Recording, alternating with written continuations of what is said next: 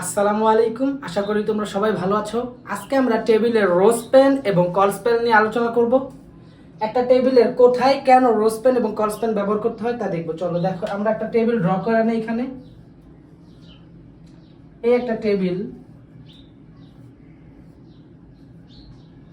তো দেখো এই টেবিলের এই এই দাগটা মোছা, আর এইখানে একটা দাগ মোছা হয়েছে। ধরো এই যে দাগটা, হ্যাঁ, এই যে দুইটা দাগ মোছা হয়েছে আমাদের টেবিলের প্রয়োজনার্থে, টেবিলটাকে সুন্দর করার জন্য আমাদের এই দুইটা ঘরকে মোছা হয়েছে। তো এই মোছা ঘরগুলাই হলো আমাদের রোজ পেন এবং কলস পেন। আমি টেবিলে এখানে কিছু ডাটা দিয়ে দিই, A B C D E F G. তো দেখো এই টেবিলটার এইখানে রোজ পেন হবে নাকি কলস পেন হবে, এইখানে রোজ পেন হবে নাকি কলস পেন হবে, এইটাই আজকে আমাদের অঙ্ক। তো দেখো, একটা ঘর যদি রো বরাবর লম্বা হয় তাহলে কলস পেন হয়, একটা ঘর যদি কলাম বরাবর লম্বা হয় তাহলে রোজ পেন হয়। এই দুইটা জিনিস তোমাদের মুখস্থ করতে হবে। এই দুইটা জিনিস মুখস্থ করলে ইনশাল্লাহ রোজ পেন এবং কলস পেনের অঙ্কে কোনো ধরনের কোনো প্রবলেম থাকবে না তোমাদের। তো দেখো এইখানে এই ঘরটা কি বরাবর লম্বা হয়েছে বলো তো? কলাম বরাবর বড় হয়েছে। কলাম, এই যে কলাম বরাবর লম্বা হলে রোজ পেন হবে, এইখানে আমাদের রোজ পেন ব্যবহার করতে হবে।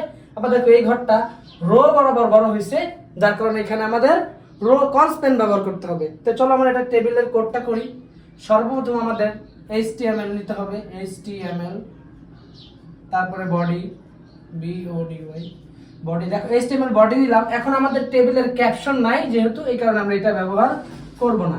আমাদের টেবিল বর্ডার থেকে শুরু হবে, TABLE, table, BORDER, table border 1, table border 1 দিলাম। আমাদের ক্যাপশন নাই দেখে আমরা এখানে ক্যাপশন লিখতেছি না। এখন আমরা দেখো টিআর ফাইন্ড আউট করতে হবে আমাদের। এই টেবিলের ভিতরে কয়টা টিআর আছে? দেখো এদিক দিয়ে ঘর হওয়ার কথা ছিল, কিন্তু আমরা ঘরটা মুছা দিয়া একটা বড় ঘর করছি। তার মানে এইটা এই টিআরের আন্ডারে, এই পুরাটা একটা টিআর। এইখান থেকে একটা টিয়ার, এই ডি একটা আলাদা টিয়ার, এবং এই নিচের এই ঘরটা আলাদা একটা টিয়ার। বুঝতে পারছো? এইখানে তিনটা টিয়ার আছে। এই নিচের লাইনটা একটা টিয়ার, ডি একটা একাই নিজে একটা টিয়ার, এবং এইখান থেকে এই পুরাটা একটা টিয়ার। আমরা ঘর মুছছি বা অথবা না মুছি, ঘর মুছি অথবা না মুছি, যে লাইনটা যে টিয়ারের আন্ডার হবে ওইটা ওই টিয়ারেই থাকবে। বুঝতে পারছো? তাহলে দেখো আমরা এইখানে এই বরাবর ঘরটা বড় হয়েছে, এখানে কি হবে? প্রথমে আমরা টিআর নিব, টিআর নিলাম। এখন এই টিআর আন্ডারে, এই টিআর আন্ডার কয়টা ডাটা আছে? টিডি অথবা টিএইচ কয়টা আছে? ধরো এখানে তো কোনোটা মোটা নাই, আমরা টিডিআই করব, টিডি দিয়ে করব। তাহলে এইখানে এই ঘরটায় বড় আছে, কি বরাবর বড়? কলাম বরাবর বড় আছে, কলাম বরাবর লম্বা আছে, তার মানে কি হবে? রোজ পেন। তার আমরা এখানে টিডি, আমাদের রোজ পেন এবং কলস পেন TH এবং TD এর ভিতরে ব্যবহার করতে হবে। কিভাবে ব্যবহার করতে হবে? প্রথমে আমরা TH অথবা TD লিখব।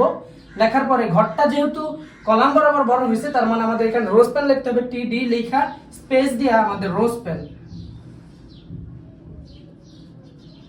রোজ পেন এখন কয়টা ঘরকে একসাথে করা হয়েছে বলো তো? এখানে দুইটা ঘরকে একসাথে করা হয়েছে, যার কারণে আমরা এখানে লিখবো রোজ পেন 2 এবং এটা লাগাই দেব।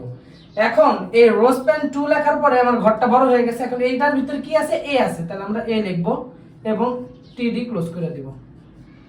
বুঝতে পারছো? দেখো কত ইজি। এখন এইটার পরে আমরা কোথায় যাব? এই বি তে যাব। বি তো নরমালি আছে, বি নরমালি আছে, যার কারণে বি লিখব, বি ক্লোজ করে দেব, টিডি ক্লোজ করে দেব। তারপরে দেখো টিডি, সিও কি নরমালি আছে, তাহলে সি, টিডি ক্লোজ করে দেব। তারপর আমাদের যেহেতু এই টিডির কাজ শেষ, সরি এই টিআর এর কাজ শেষ, যার কারণে আমরা এখানে টিআর লিখব, টিআর ক্লোজ করে দেব। এখন আমাদের এই টিআর এর কাজ করতে হবে।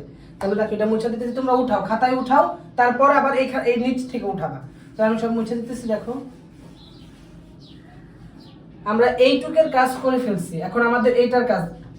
তা আমরা প্রথমে আবার টিআর নিব। টিআর নেওয়ার পরে দেখো এখানে কি আছে? ডি, শুধু ডি একটাই টিডি আছে। তো শুধু একটাই টিডি আছে, যেহেতু আমরা টিডি নিব। এখন এটা কি বরাবর ঘরটা বড় হয়েছে? দেখো এদিকে একটা ঘর হওয়ার কথা ছিল, কি বরাবর লম্বা হয়েছে? রো বরাবর লম্বা হয়েছে, যার কারণে এখানে হবে কলস পেন। বুঝতে পারছো? তাহলে টিডি স্পেস কলস পেন।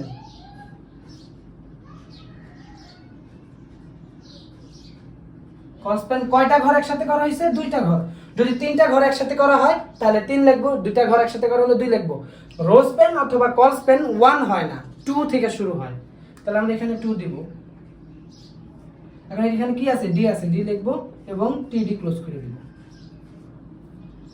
তারপর আমাদের টিআর ক্লোজ করে দিব, কারণ এর ভিতরে আর কোনো ডাটা নাই, এর ভিতরে আর কোনো ডাটা নাই। তারপর আমরা নিচে আবার আরেকবার টিআর নিব, এই দেখো টিআর নিলাম। এখন টিআর নেওয়ার পর এখানে কি আছে, নরমালি ই আছে, তার মানে এখানে টিডি লিখবো, ই লিখবো, টিডি ক্লোজ। তারপর আবার কি আছে, টিডি লিখবো, কি আছে, এফ আছে, এফ লিখবো, তারপরে টিডি ক্লোজ। তারপর এখানে জি আছে, জি, জি এর জন্য আবার টিডি নিব, জি লিখবো, টিডি ক্লোজ। বুঝতে পারছো? এইভাবে আমাদের সব শেষ হওয়ার পরে টিআর ক্লোজ করে দিতে হবে। তো এখানে আমি জায়গা নাই দেখে দিচ্ছি, লিখতেছি না, টিআর ক্লোজ। তারপর আমাদের table close, body close, HTML close. বুঝতে পারছো? এই হলো রোজ পেন এবং কলস পেন।